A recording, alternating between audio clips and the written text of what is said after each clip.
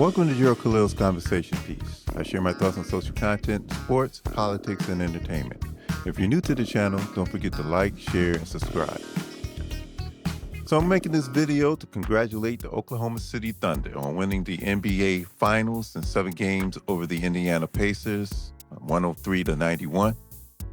Shai Gilgeous-Alexander was the series MVP, and he was the first Finals MVP to lead the league in scoring, win regular season MVP, and Finals MVP since Shaquille O'Neal in 2000. Also, the Thunder had the league's best record, winning 68 out of 82 games.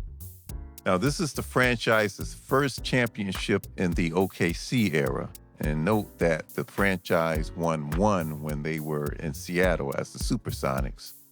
And they are the second youngest team to win the title since the 1977 Portland Trail Blazers. Now, they were tabbed as the favorites late in the season, and Vegas proved to be right. Now, SGA wasn't the only one doing damage.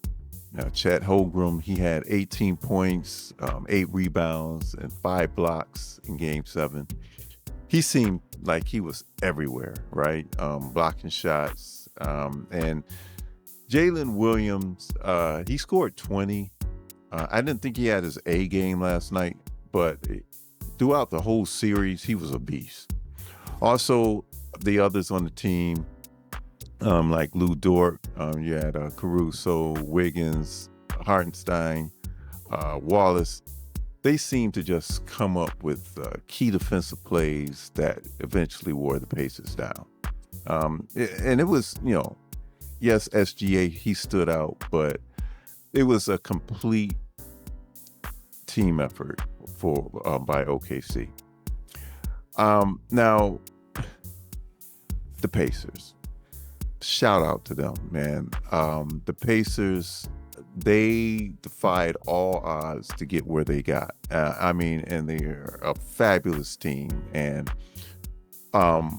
prayers to Tyrese Halliburton when he went down with a Achilles injury. And it's sad that had to happen because the dude came to play last night.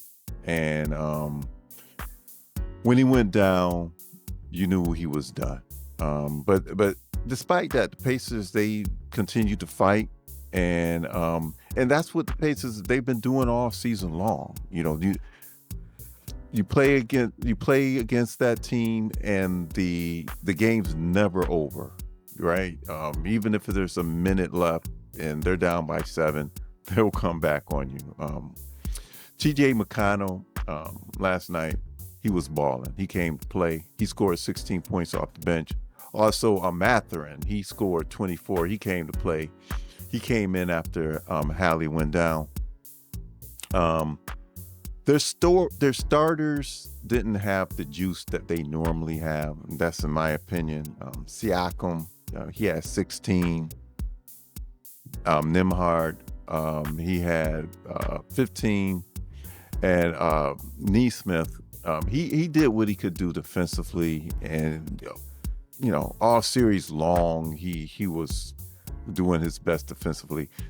But he just didn't have his shot last night.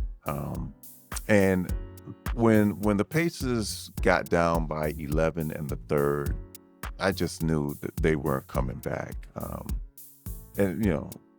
Without their closer, they just didn't have it. So, but still, they fought to the end. So once again, shout out to the Indiana Pacers. So the line from Vegas for next year, they have the Thunder as the favorites. And, the question now is, can this team become a dynasty? I don't know what can stop them from being that. I know that they have other draft picks coming up. They can keep the team young. And the team's already young. Like I said, they're the second youngest to win it. Portland Trail Blazers was the youngest team. to win it ever.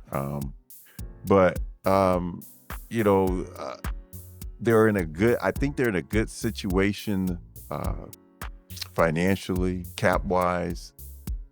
So you keep those players together. You mainly, your core, SGA and Williams and Holmgren. That's pretty much your core.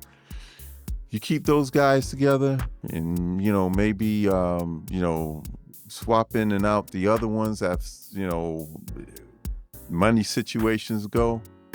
They're going to be around for a long time. So you got the NBA. You're gonna have to up your game as far as promoting your product, because you can't just rely on the big markets, because OKC is going to be there, right? And you add 2 small markets in this time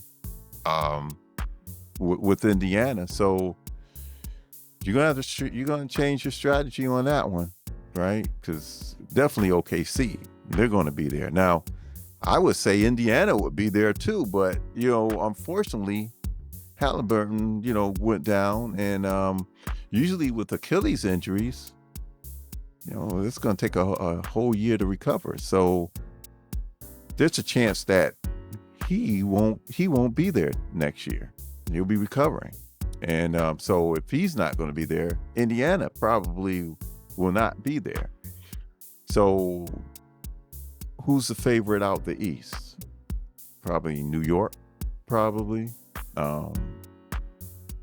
Cleveland in second, I don't know. Then Orlando, with their pickup of Bane, right? They picked up Bane, so that Orlando's going to be better. Oh, and Detroit.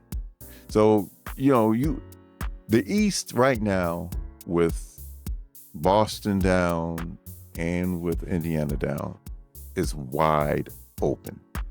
So anybody could come out the East. So that's my take. Just wanted to give a shout out to the OKC Thunder and SGA MVP. It was a great series, went 7 games, and can't wait for the NBA to start back up again in October. Leave a comment, like, share, and subscribe. I'll catch you in the next one.